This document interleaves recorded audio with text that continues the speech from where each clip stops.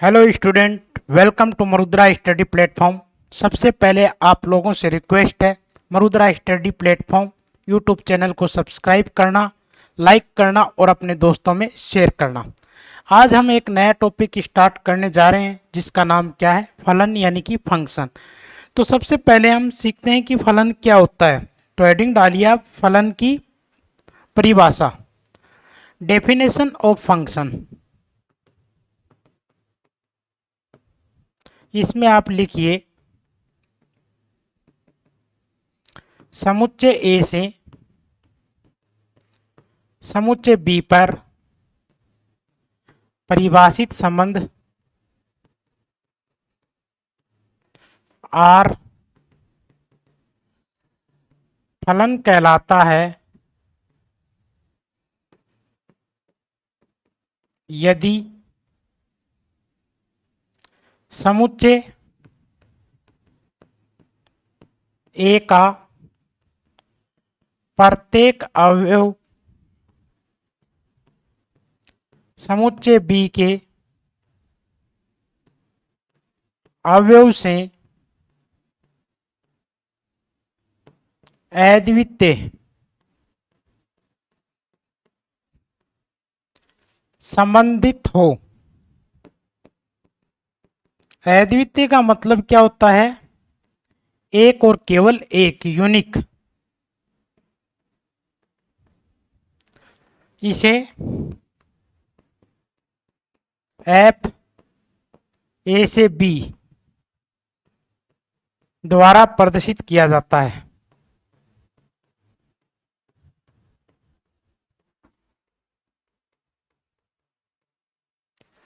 अब देखिए, कोई संबंध फलन कब कहलाता है?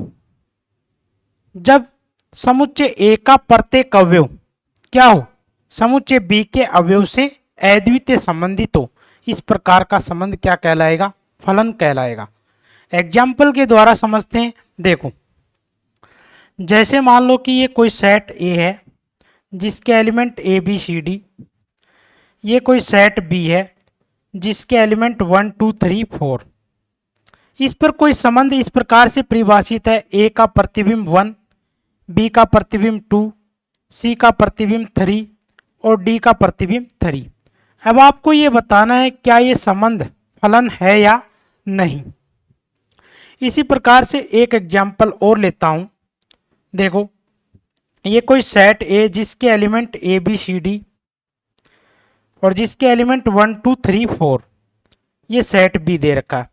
इस पर कोई संबंध इस प्रकार से परिभाषित है, ए का प्रतिबिंब 1, बी का प्रतिबिंब 2, सी का प्रतिबिंब 3 और सी का प्रतिबिंब 4 और डी का प्रतिबिंब 4। अब आपको इन दोनों में बताना है कि कौन सा फलन है, कौन सा फलन नहीं।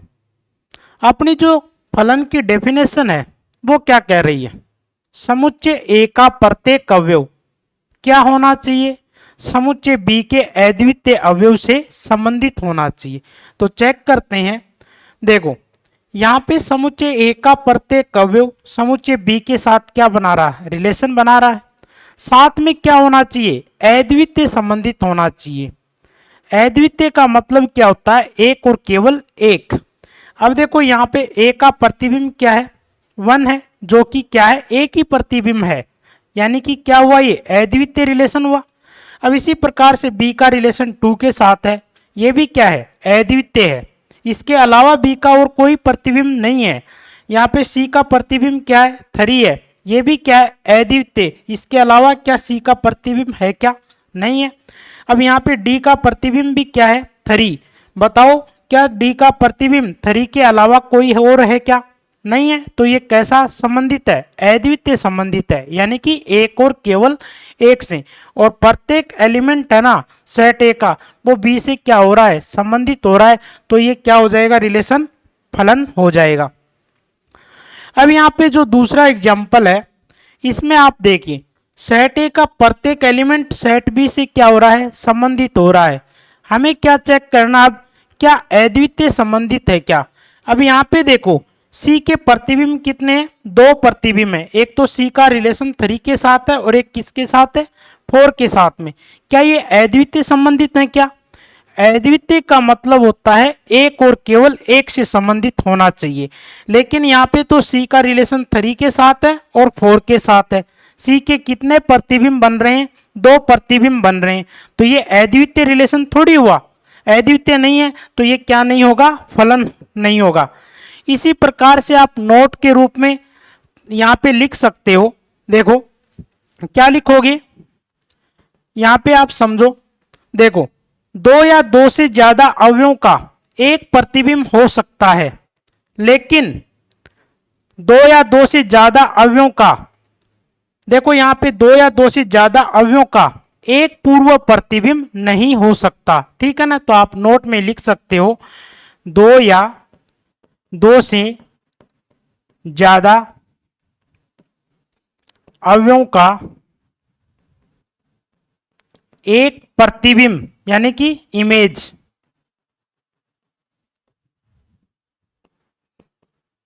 हो सकता है, लेकिन यहां पे देखो 2 अवयवों का एक पूर्व प्रतिबिंब नहीं हो सकता, तो ये किसके लिए सत्य है? 2 या 2 से ज्यादा के लिए सत्य नहीं है, सॉरी, ठीक है ना। आप क्या लिखोगे, लेकिन 2 या 2 से ज्यादा अवयवों का एक पूर्व प्रतिबिंब प्री इमेज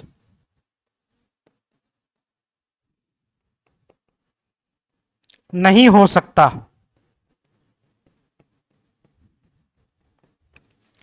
ठीक है, तो इस प्रकार से आप फलन और संबंध में आप डिफरेंस कर सकते हो। और एग्जाम्पल लेते हैं, ये फलन को रिप्रेजेंट करने का कौन सा मेथड है? मैपिंग, प्रतिचित्रण। फलन को हम 3 प्रकार से रिप्रेजेंट कर सकते हैं। एक तो ये मैपिंग पढ़ा है, दूसरा क्या होता है? अलजेब्रिक मेथड, और एक और क्या होता है? क्रमित युग्म के समुच्चय के रूप में, यानी कि ऑर्डर पेयर फॉर्म। तीनों को ही हम समझेंगे थोड़ा थोड़ा। अब देखो आगे और एग्जाम्पल लेते हैं इसके। अब आप ये बताइए, ये सेट ए जिसके element A B C D, set B जिसके एलिमेंट आपको 1 2 3 4। अब इस पर कोई संबंध इस प्रकार से परिभाषित है, ए का प्रतिबिंब 2, बी का प्रतिबिंब 2 और सी का प्रतिबिंब 2 और डी का प्रतिबिंब 2। अब आपको ये बताना है क्या ये संबंध फलन है? क्या ये संबंध क्या है? फलन है। क्यों? सेट ए का प्रत्येक अवयव सेट बी के अवयव के साथ कैसा रिलेशन बना रहा है? अद्वितीय, यानी कि एक और केवल एक के साथ क्या हो रहा है? संबंधित हो रहा है। देखो ए का प्रतिबिंब क्या है? 2, इसके अलावा कोई और प्रतिबिंब है क्या? नहीं है, तो ये कैसा रिलेशन हुआ? अद्वितीय संबंधित हुआ, ठीक है ना। इसी प्रकार बी का प्रतिबिंब भी क्या है? केवल और केवल एक ही है, यहाँ पे 2। सी का भी प्रतिबिंब क्या है? केवल और केवल 2 ही है, और डी का प्रतिबिंब भी क्या है? केवल और केवल 2 ही है। तो कैसा रिलेशन हुआ? ये अद्वितीय संबंधित हुआ ना। तो इस प्रकार का जो संबंध होता है वो क्या कहलाता है? फलन कहलाता है। अब देखो हमने डेफिनेशन में क्या लिखा था? समुच्चय ए का प्रत्येक अवयव क्या होना चाहिए? समुच्चय बी के अवयव से। अब देखो बी के साथ में हमने प्रत्येक वर्ड नहीं जोड़ा था। क्यों नहीं जोड़ा था? यह आवश्यक नहीं कि बी का प्रत्येक अवयव समुच्चय ए के अवयव से क्या हो? संबंधित हो, लेकिन यह आवश्यक है समुच्चय ए का प्रत्येक अवयव समुच्चय बी के अवयव से क्या होना चाहिए? अद्वितीय संबंधित होना चाहिए। अब आप इस प्रकार से भी देख सकते हो, देखो कोई संबंध आपको इस प्रकार से दे रखा है, ये कोई सेट ए के एलिमेंट आपको ए बी सी डी दिए गए हैं, और इस प्रकार से सेट बी के एलिमेंट आपको 1 2 3 दिए गए हैं। इस पर कोई संबंध इस प्रकार से परिभाषित है, ए का प्रतिबिंब 1, बी का प्रतिबिंब 2, सी का प्रतिबिंब 3। अब आपको ये बताना है क्या ये फलन है? क्या नहीं है, क्योंकि सेट ए का प्रत्येक अवयव क्या नहीं है? सेट बी के साथ में अद्वितीय संबंधित नहीं है। यहाँ पे देखो डी का कोई प्रतिबिंब नहीं है, तो इसलिए क्या नहीं होगा? ये फलन नहीं होगा।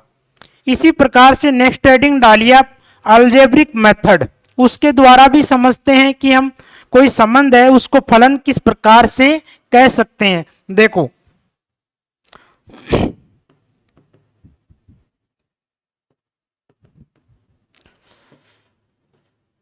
वो कौन सा मेथड था अपना? मैपिंग। आप यहां पे हेडिंग डाल सकते हो, मैपिंग, प्रतिचित्रण।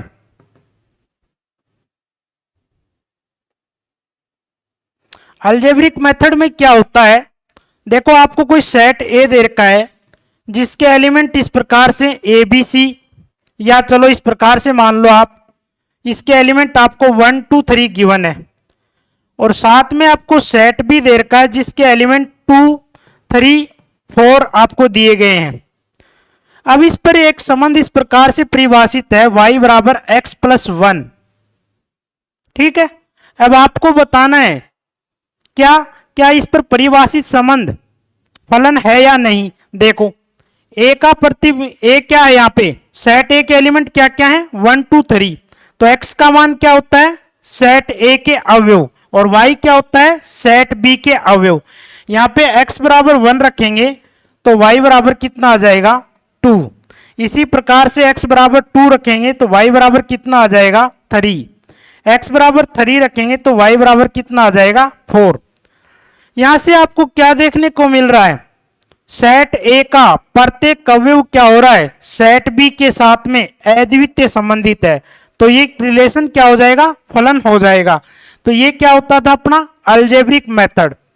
तीसरा जो मेथड है वो क्या है, क्रमित युग्म समुच्चय के रूप में। देखो ऑर्डर्ड पेयर फॉर्म, क्रमित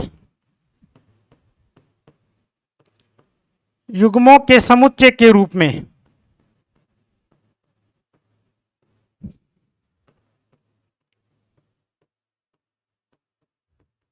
देखो कोई सेट आपको इस प्रकार से दे रखा है जिसके एलिमेंट ए बी सी, कोई सेट बी आपको इस प्रकार से दे रखा है जिसके एलिमेंट आपको दिए गए हैं 1 2 3। अब आपको इस पर निम्न प्रकार से संबंध परिभाषित दे रखे हैं। देखो ए का 1 के साथ में रिलेशन, बी का 2 के साथ में रिलेशन, और सी का 3 के साथ में रिलेशन। एक रिलेशन, दूसरा रिलेशन आपको इस प्रकार से दिया गया है, ए का 1 के साथ में रिलेशन, ए का 2 के साथ में रिलेशन, ए का 3 के साथ में रिलेशन, और बी का 1 के साथ और सी का 3 के साथ। इसी प्रकार से आपको ये रिलेशन भी दिया है, मान लो ए का 1 के साथ में, बी का 1 के साथ में और सी का 1 के साथ में रिलेशन, सी तक की एलिमेंट है आपके पास में सेट ए में। अब आपको ये बताना है इन संबंध में से कौन सा फलन है, कौन सा फलन नहीं। देखो फलन के लिए क्या होता है, संबंध फलन कब कहलाता है, जब समुच्चय ए का प्रत्येक अवयव क्या हो, समुच्चय बी के अवयव से अद्वितीय संबंधित। आप यहाँ पे देख रहे हो रिलेशन जो फर्स्ट दिया गया आपको R1, इसमें देखो ए का प्रतिबिंब क्या है यहाँ पे 1, देखो ए का प्रतिबिंब क्या आ रहा है यहाँ पे 1, बी का प्रतिबिंब क्या आ रहा है यहाँ पे 2, सी का प्रतिबिंब क्या आ रहा है यहाँ पे 3।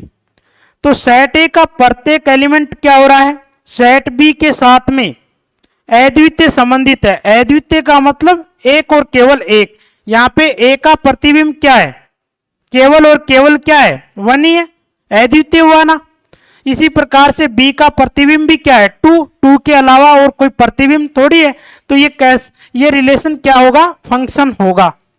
अब यहाँ पे देखो ए का रिलेशन किसके साथ में है, 1 के साथ में, ए का रिलेशन किसके साथ में, 2 के साथ में, ए का रिलेशन 3 के साथ में, बी का 1 के साथ में और सी का 3 के साथ में।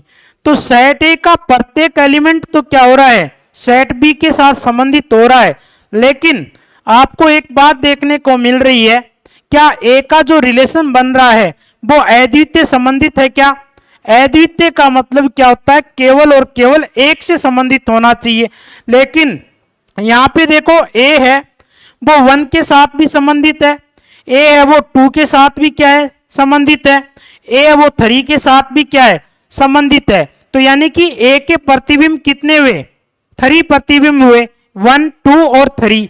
क्या ऐसा पॉसिबल है क्या फलन में, हमने फलन की परिभाषा में लिखवाया है यानी कि सेट ए का प्रत्येक अवयव संबंधित किससे होना चाहिए, बी से। लेकिन कैसे होना चाहिए, अद्वितीय संबंधित होना चाहिए, एक और केवल एक से। लेकिन क्या ये अद्वितीय संबंधित है क्या, नहीं, क्योंकि इसके प्रतिबिंब कितने बन रहे हैं, 3 प्रतिबिंब बन रहे हैं, तो अद्वितीय रिलेशन नहीं हुआ ना, तो ये क्या नहीं होगा, फलन नहीं होगा।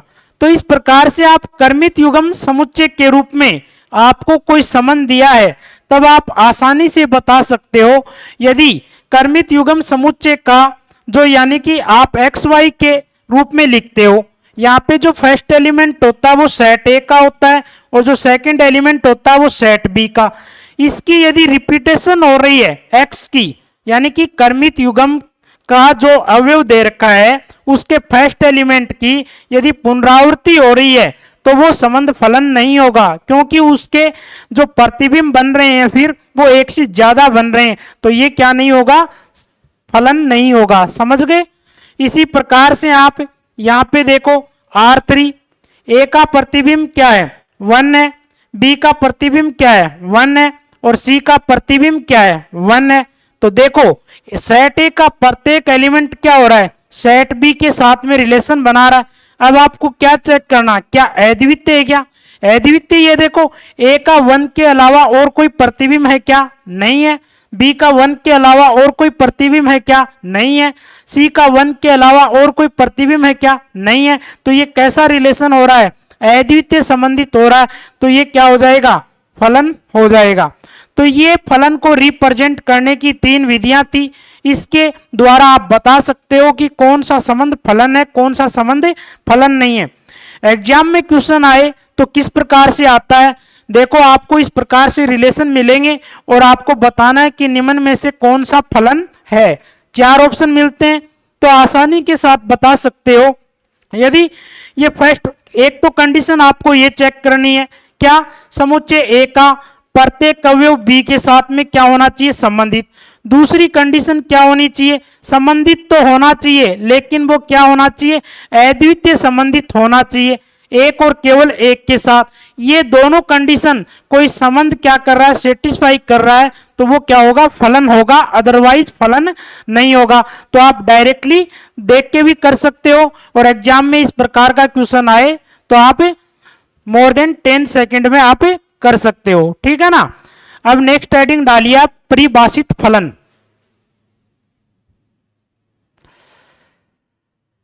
डिफाइंड फंक्शन, कोई फलन परिभाषित कब होता है, लिखिए इसमें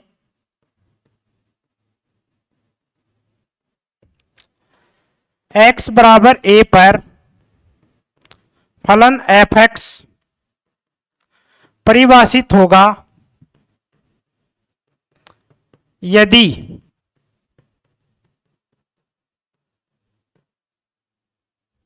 फलन f(x) परिमित तथा वास्तविक हो। परिमित का मतलब क्या होता है, आपने समझा है। परिमित का मतलब इनफाइनाइट नहीं हो, परिभाषित हो, ठीक है ना। परिमित तथा वास्तविक, वास्तविक संख्या होनी चाहिए, यानी कि काल्पनिक संख्या नहीं होनी चाहिए, परिमित तथा वास्तविक हो। जैसे मान लो कोई फंक्शन आपको इस प्रकार से दिया है 1/(x - 2), बताइए क्या ये परिभाषित फलन है क्या, नहीं है। क्यों, वास्तविक संख्या के लिए परिभाषित है क्या, चेक करो आप। x बराबर 2 पर क्या नहीं है, ये परिभाषित नहीं है। आप यहां पे x बराबर 2 रखते हो, ये क्या हो जाएगा 1/0, जो कि क्या है, अपरिभाषित, नॉट डिफाइंड। तो x बराबर 2 पर क्या नहीं है, परिभाषित नहीं है। तो कोई फलन परिभाषित कब कहलाता है, जब परिमित हो और साथ में क्या हो, वास्तविक संख्या हो, ठीक है ना, काल्पनिक नहीं होना चाहिए। नेक्स्ट हेडिंग डालिए आप, प्रांत, सहप्रांत तथा परिसर। प्रांत, सहप्रांत तथा परिसर। प्रांत को इंग्लिश में बोलते हैं डोमेन, सहप्रांत को इंग्लिश में बोलते हैं कोडोमेन, तथा परिसर को इंग्लिश में बोलते हैं रेंज। देखो कोई फलन आपको ए से बी में परिभाषित है, इस प्रकार से दिया है, जहां पे सेट ए के एलिमेंट आपको ए बी सी डी और सेट बी के एलिमेंट आपको दिए गए हैं 1 2 3 4। ए का प्रतिबिंब 1, बी का प्रतिबिंब 2, सी का प्रतिबिंब 3 और डी का प्रतिबिंब 3। इस प्रकार से कोई फलन आपको परिभाषित दे रखा है। अब आपको इसके क्या बताने, प्रांत बताना है, सहप्रांत बताना है और परिसर यानी डोमेन, कोडोमेन और रेंज बताना है। तो डोमेन क्या होता है, जो समुच्चय ए के जो एलिमेंट है वो किसको रिप्रेजेंट करते हैं, डोमेन को रिप्रेजेंट करते हैं। तो डोमेन बराबर आप क्या लिख सकते हो, सेट ए। इसी प्रकार से जो कोडोमेन होता है वो क्या होता है, समुच्चय बी के जो एलिमेंट हैं उनका समुच्चय क्या कहलाता है, कोडोमेन यानी कि सहप्रांत कहलाता है। तो कोडोमेन क्या हो जाएगा यहां पे, सेट बी। अब बात आती है रेंज। रेंज यानी कि परिसर। देखो ए का प्रतिबिंब क्या है यहां पे 1, तो 1 का पूर्व प्रतिबिंब क्या है ए, प्री इमेज, ठीक है ना। अब यहां पे देखो आपको रेंज बराबर बताना है। रेंज क्या होती है, समुच्चय ए के प्रत्येक अवयव के प्रतिबिंबों का समुच्चय क्या कहलाता है, परिसर कहलाता है यानी कि रेंज कहलाता है। तो लिख सकते हो आप यहां पे समुच्चय ए के प्रत्येक अवयव के प्रतिबिंबों का समुच्चय।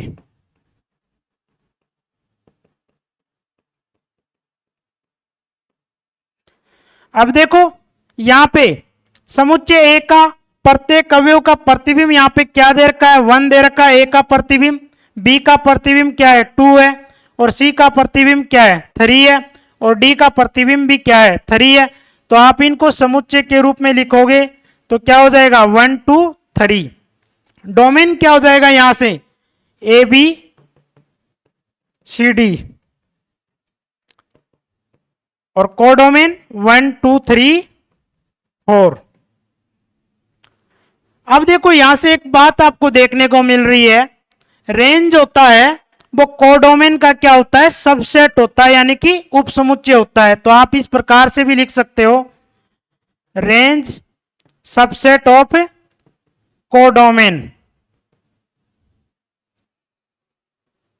अब देखो हम क्या करेंगे, प्रांत निकालने सीखेंगे अच्छी तरीके से। आपको कोई लघुगणक फलन मिलेगा, एक्सपोनेंशियल फंक्शन भी मिल सकता है, ट्रिग्नोमेट्रिक फंक्शन भी मिल सकता है, काफी प्रकार के डिफरेंट टाइप के आपको फंक्शन मिलेंगे। उनके आपको क्या निकालने, प्रांत निकालने, परिसर निकालने। तो उसके लिए हमें क्या होना चाहिए, थोड़ा सा नॉलेज, आपको असमीका का नॉलेज होना चाहिए। अब हम एक एक करके क्वेश्चन डिस्कस करते हैं। देखो पहला क्वेश्चन जैसे कि आपके सामने क्या है, कोई फलन आपको इस प्रकार से दिया गया है, एफ एक्स बराबर log of square root of 1 plus X upon 2 minus X. इसका आपको क्या बताना, प्रांत बताना है यानी कि डोमेन। अब देखो सबसे पहले आपको यह बताना है कि लघुगणकीय फलन कब परिभाषित होता है। आपने लघुगणकीय फलन की डेफिनेशन सीखी होगी। कोई भी लघुगणकीय फलन है, यहां पे बेस ए है, ये कब परिभाषित होता है, जब x का मान क्या हो, 0 से बड़ा हो। नेगेटिव नंबर के लिए जो लघुगणक फलन है वो क्या होता है, नॉट डिफाइन होता है यानी कि अपरिभाषित होता है। तो यहां पे जो x है उसका मान क्या होना चाहिए, 0 से बड़ा होना चाहिए। और साथ में जो बेस a दे रखा है, बेस a क्या होना चाहिए, 0 से बड़ा होना चाहिए लेकिन 1 के बराबर नहीं होना चाहिए। तो यहां से आप बता सकते हो a का मान 0 से बड़ा होना चाहिए लेकिन 1 के इक्वल नहीं होना चाहिए। तब दिया गया लघुगणकीय फलन क्या होगा, परिभाषित होगा। और जिसका कोई भी बेस नहीं दिया है उसका हम सामान्यतः बेस ई मान के क्वेश्चन को क्या करते हैं, सोल्व करते हैं।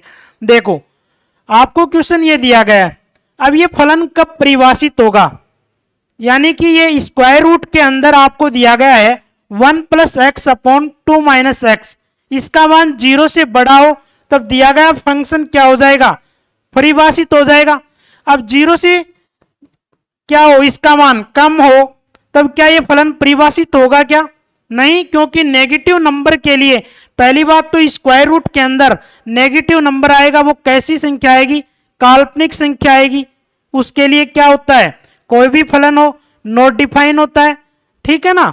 तो यहाँ पे आपको क्या करना, और लॉग के साथ में यहाँ पे जो x आता है वो क्या होना चाहिए, 0 से बड़ा होना चाहिए। तो ये 0 से बड़ा होगा तो यानी कि जो x है वो भी क्या हो जाएगा, 0 से बड़ा। x के रूप में यहाँ पे क्या प्रेजेंट है, 1 plus X upon 2 minus x, यानी कि ये क्या होना चाहिए, 0 से बड़ा होना चाहिए, तभी आपका लघुगणक क्या होगा, परिभाषित होगा। तो 1 plus X upon 2 minus x is greater than 0। अब ये क्या बन गई, असमीका बन गई।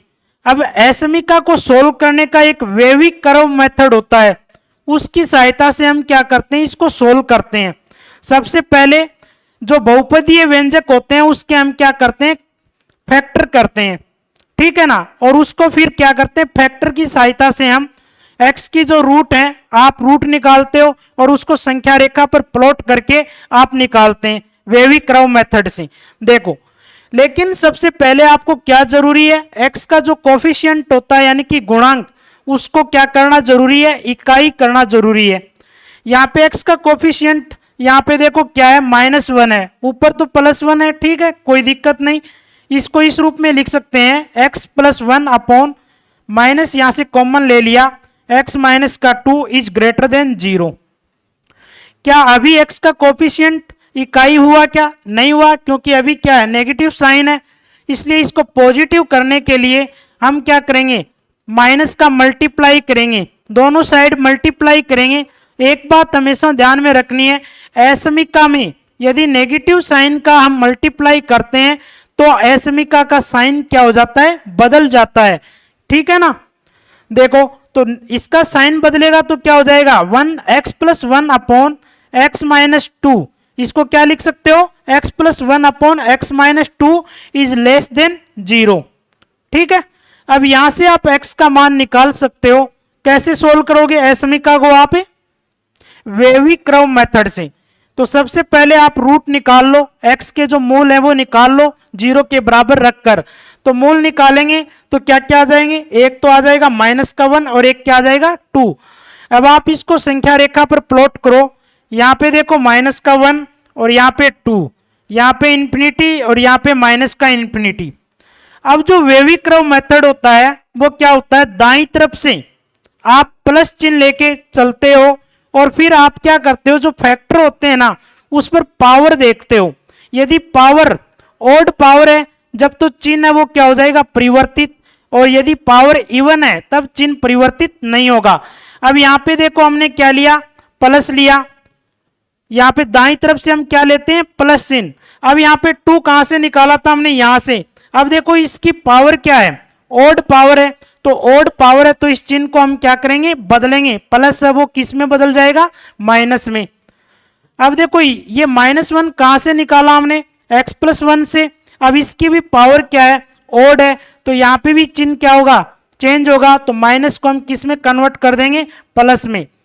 अब देखो आगे क्या ध्यान में रखना है, यदि लेस देन हो तब तो कौन सा भाग शामिल करते हो, माइनस वाला, और यदि ग्रेटर देन हो तब कौन सा भाग शामिल करते हो आप, प्लस वाला। एक बात और भी ध्यान में रखना है आपको, यदि इक्वल साथ में होता तो इनके जो लास्ट पॉइंट होते हैं उनको हम क्या करते, इंक्लूड करते, यानी कि उसको हम डार्क सर्किल के द्वारा या डॉट के द्वारा प्रदर्शित करते। लेकिन इनको हमें शामिल नहीं करना, तो हम क्या करेंगे, ओनली सर्किल के द्वारा रिप्रेजेंट करते हैं, ताकि आपको यानी कि लास्ट में ये ध्यान में रहे कि ये पॉइंट आपको इंक्लूड करने हैं या नहीं करने। यदि ये पॉइंट, अब देखो जो x का मान है वो क्या है, -1 से 2। अब -1 के साथ में क्या आएगा बताइए, ओपन इंटरवल आएगा या क्लोज इंटरवल आएगा, ओपन इंटरवल आएगा, क्योंकि -1 को आपको क्या नहीं करना है, इंक्लूड नहीं करना है। तो यहाँ पे x इज बिलोंग्स टू -1 से 2 तक। 2 के साथ में भी कैसा इंटरवल आएगा, ओपन इंटरवल आएगा, क्योंकि 2 को भी क्या नहीं करना, शामिल नहीं करना है, क्योंकि यहाँ पे क्या है, सर्किल है, डॉट नहीं है। ठीक है ना। इक्वल साथ में होता, यहाँ पे इक्वल साथ में होता, तब हम क्या करते, क्लोज इंटरवल के साथ में -1 लेते और फिर 2 के साथ में भी क्या, क्लोज इंटरवल। इसका मतलब क्या हुआ, -1 और 2 भी क्या है, शामिल है। अब आप यहाँ पे -1 और 2 के बीच की कोई भी मान रखोगे तो उसके लिए ये दिया गया फलन क्या होगा, परिभाषित होगा, और यही तो क्या कहलाता है, प्रांत कहलाता है। तो अपना जो प्रांत हो गया वो क्या हो गया, ओपन इंटरवल के साथ में -1 से 2। ठीक है ना। इसी प्रकार से नेक्स्ट क्वेश्चन देखिए आप। नेक्स्ट क्वेश्चन आपको कोई फलन इस प्रकार से दिया गया है, log ऑफ x, जहां पे बेस दिया गया है 2 3 4। ठीक है। अब देखो log की प्रॉपर्टी में आपको एक बात और ध्यान रखनी है, एक तो क्या होना चाहिए, x का मान 0 से बड़ा होना चाहिए, और बेस है वो क्या होना चाहिए, 0 से बड़ा होना चाहिए, लेकिन 1 के बराबर नहीं होना चाहिए। लेकिन असमीका में आपको एक बात और ध्यान रखनी है। देखो क्या बात ध्यान रखनी है, लघुगणक परिभाषित कब कब होता है, x का मान 0 से बड़ा हो, a का मान 0 से बड़ा हो, लेकिन a का मान 1 के बराबर नहीं हो। अब एक बात आपको ध्यान में रखनी है, देखो बेस क्या हो, 0 और 1 के बीच में हो, तब तो असमीका का चिन्ह क्या हो जाएगा, बदल जाएगा। यदि ग्रेटर देन है तो लेस देन में कन्वर्ट हो जाएगा, और यदि लेस देन है तो वो ग्रेटर देन में, आपस में इंटरचेंज हो जाएंगे। क्यों हो जाते हैं, क्योंकि इसका आप ग्राफिक एनालिसिस करोगे, देखो जब बेस क्या हो, 0 से 1 हो, तब इसका ग्राफ इस प्रकार से बनता है, यानी कि फलन है वो लगातार क्या हो रहा है, डिक्रीजिंग हो रहा है, यानी कि ह्रासमान है। और इसी प्रकार से आप यदि जब बेस क्या हो, 1 से क्या हो, बड़ा हो, 1 से क्या हो, बड़ा हो, इस सिचुएशन में जो फलन है वो क्या होगा, लगातार क्या होगा, इंक्रीजिंग होगा। 1 पे तो 0 होता है यहां पे। ठीक है। इसी वजह से असमीका में हम क्या करते हैं, जब बेस का मान 0 और 1 के बीच में हो तो इनइक्वलिटीज का साइन चेंज कर देते हैं, और यदि बेस का मान क्या हो, 1 से बड़ा हो, तब सेम चिन्ह रखते हैं। ठीक है ना, ये बात आपको ध्यान में रखनी है।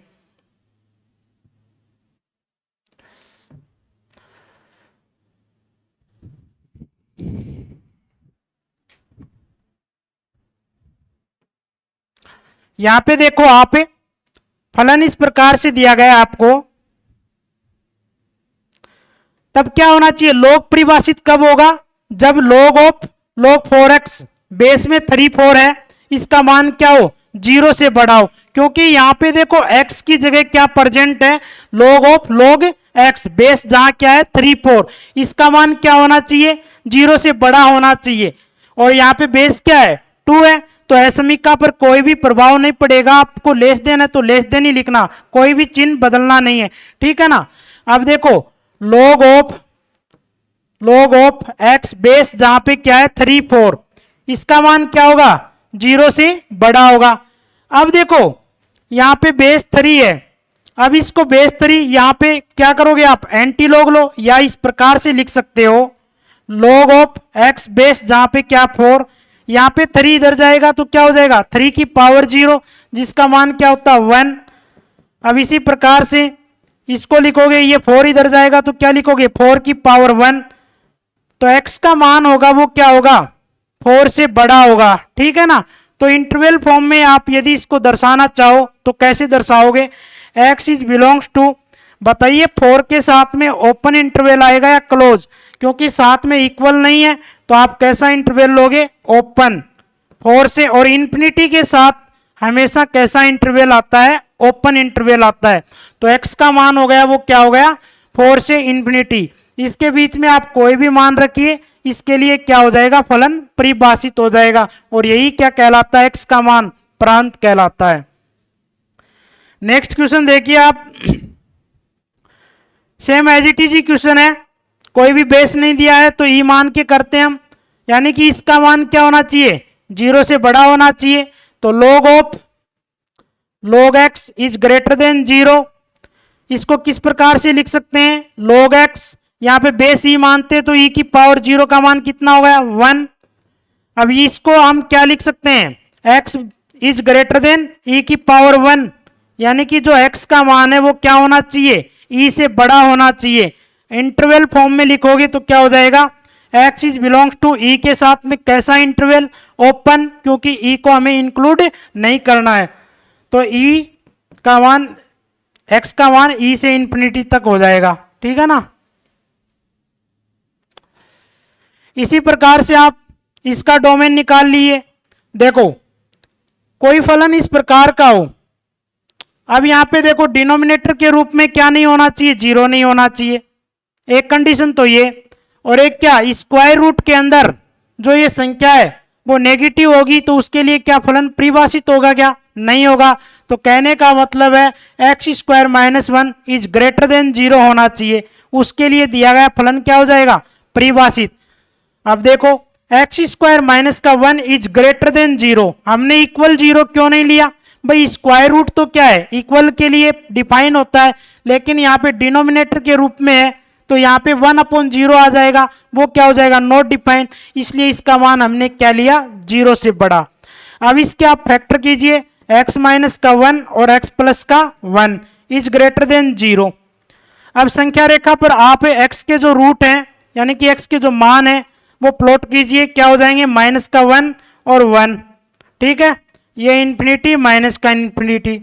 अब क्या करोगे, दाईं तरफ से प्लस चिन्ह लोगे, और यदि पावर ओड है तब तो साइन बदलेगा और इवन है तब नहीं बदलेगा, दोनों पे क्या पावर है, ओड है तो साइन बदलेगा, प्लस माइनस प्लस।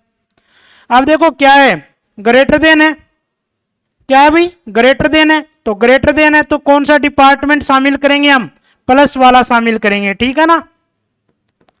अब आप एक बात बताइए, क्या -1 और 1 को हम इंक्लूड करेंगे, नहीं करेंगे, क्योंकि साथ में इक्वल नहीं है, तो यहाँ पे क्या कर देंगे आप, इस प्रकार से सर्किल कर देंगे डॉट की बजाय, यानी कि इनको इंक्लूड नहीं करना है। तो x इज बिलोंग्स टू क्या आ जाएगा, माइनस इंफिनिटी, इंफिनिटी के साथ ओपन इंटरवल, -1, -1 के साथ कैसा इंटरवल लेना है, ओपन, क्योंकि साथ में इक्वल नहीं बैठा है, यहाँ पे इक्वल होता तो इसको शामिल करते, यूनियन। अब देखो 1 के साथ में क्या लेंगे, ओपन इंटरवल, ठीक है, फिर कहां तक है, इंफिनिटी तक, तो ये क्या हो जाएगा, डोमेन हो जाएगा।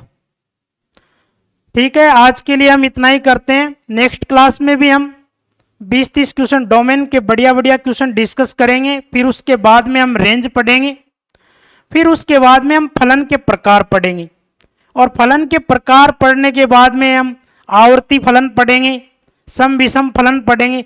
ये सभी बातें पढ़ने के बाद प्रत्येक फलन का हम ग्राफ पढ़ेंगे और उसके द्वारा एनालिसिस करेंगे कि ये सम फलन है या विषम है, या ये एक एक ही आच्छादक है या आवर्ती फलन है, या इसका डोमेन क्या होगा, रेंज क्या होगा, ग्राफ भी बनाएंगे और उसकी हर प्रॉपर्टीज को हम क्या करेंगे, एनालिसिस करेंगे।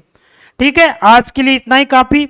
यदि वीडियो आपको अच्छा लगे तो आप अपने दोस्तों में शेयर कीजिए, लाइक कीजिए और चैनल को सब्सक्राइब कीजिए। धन्यवाद।